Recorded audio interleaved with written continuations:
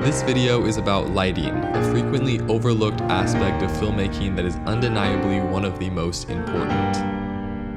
I often find myself neglecting lighting because it can be heavy, hard to travel with, and difficult to power in remote locations, but this light from Great Video Maker solves most of that dilemma. So today I want to show you why.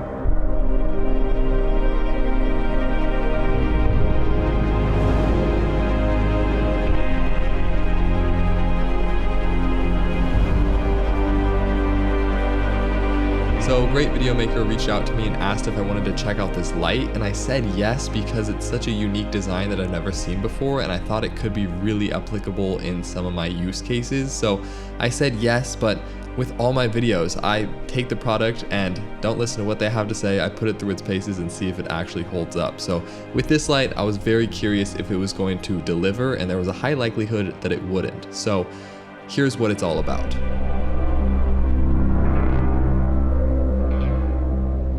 Basically, this is just a bicolor 60-watt light, which is very common in filmmaking. Not the most powerful light by any means, but enough to get the job done in a lot of situations. But the really intriguing thing about this light is the fact that it's super small and it has an internal battery. Now, they call this light the pocket light, but unless you have massive pockets, there's no way it's gonna fit in, but it's more similar to like a large flashlight, I would say, in terms of size, and it is a bit heavy because it has that huge battery in it, but it's not terrible and extremely portable compared to most 60-watt lights. In terms of build quality, I'm extremely impressed with this light. It's just super solid, made completely out of metal pretty much, and I feel like if you were to drop it, it wouldn't break. So that's always a really good attribute to have in a light. It does add a little bit of weight, but I think it's worth it. So it's 60 watts, this light isn't really bright enough to light that much, especially during the day. I did get this shot right here where I have it from the outside, helping the general ambience of the light from the day. And it did look pretty good, it accented it nicely, but 60 watts really isn't enough for a lot of situations, and you generally wouldn't be able to use that as your key light unless it was really close to your subject. So that's just something to keep in mind, but it is still pretty bright for a light of this size. So in the shot, you can see some really nice natural light behind me right here, but it just feels a little bit off on this side. So if I bump up this light and just add a little bit of a hit there, yeah, just having that off and then on, it just like feels like it completes the scene a little bit, makes it feel more natural. Having bicolor in a light is always nice. I mean, pretty much every light sold today has it, but it just allows you to get a variety of different shots with different color looks. It's always a nice feature to have. They do sell one that has RGB modes, but this one's just bicolor and it's enough for most situations.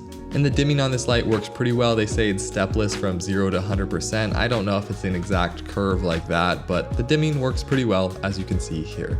Now, when it comes to getting cinematic lighting, especially in some locations, it can be really difficult to place a light or get power to that light, and this one with the internal battery really solves a lot of those problems for me.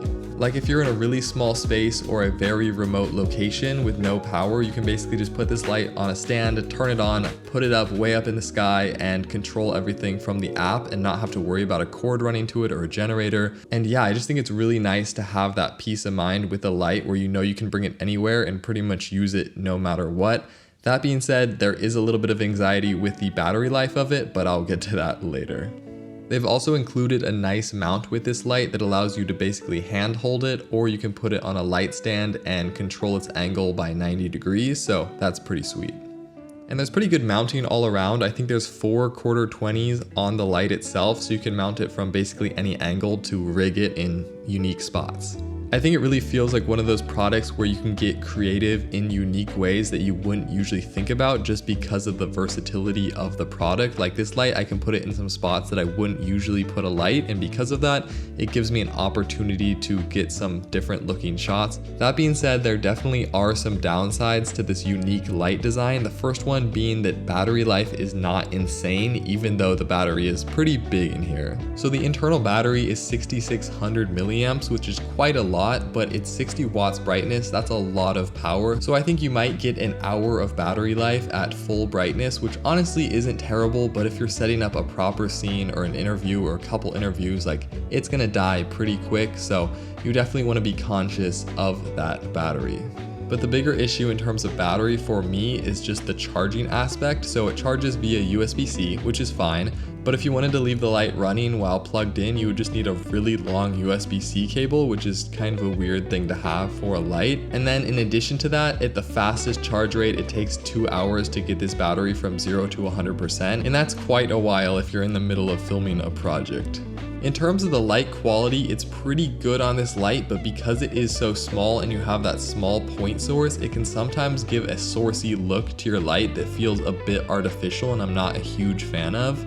Obviously with lighting, the smaller your source gets, the sharper the shadows become, and it makes it feel more artificial, and I get a lot of that feeling from this light, especially if you don't use diffusion with it. So I think that cinematic feel definitely goes away if you use this light without any modifiers like diffusion. So definitely something to keep in mind. I think it just looks better with some silk. They do include a reflector mount in the box, but that just amplifies the sharpness of the source and makes the shadows even sharper. So if you look at some of these results here, you can see how defined the shadows are, and it doesn't look the most cinematic. And one more little thing is that the controls on the light itself aren't the easiest to use. You basically have one scroll wheel and a button to control all of your settings. So I just find it a lot easier on the app, which is pretty good and easy to use. But if you actually need to control things on the light, it just takes a bit of time. And one more thing worth noting here is that cinematic lighting usually isn't created by one light source. So a lot of these scenes I tried to set up and just utilize this light to really showcase how it works, but the shots didn't turn out as cinematic as they could have because of this one light source. There's no ambient fill, there's no backlight, all those sorts of things that are really important to a shot. So that's just something to keep in mind in general, that even though you have this light that's really nice, it's not going to solve all your cinematic lighting problems. It's really just one tool to add to your kit of options. So that's just something to keep in mind. But yeah, honestly, I'm pretty stoked on this light. It's a cool, fun design, super easy to travel with, and right now it costs $239, which is cheaper than a lot of 60-watt lights out there, and it's in such a smaller package and does pretty much all the same thing. So really, I see not many reasons not to get it besides the fact that the charging and battery is a little bit difficult to work with. But yeah, I think this is going to be added to my kit for travel, especially for run and gun projects in remote locations, because it's just so easy to travel with. It has a nice carrying case and you can just bring it pretty much anywhere. Check it out if you want. Links are below, and I will see you guys in the next video.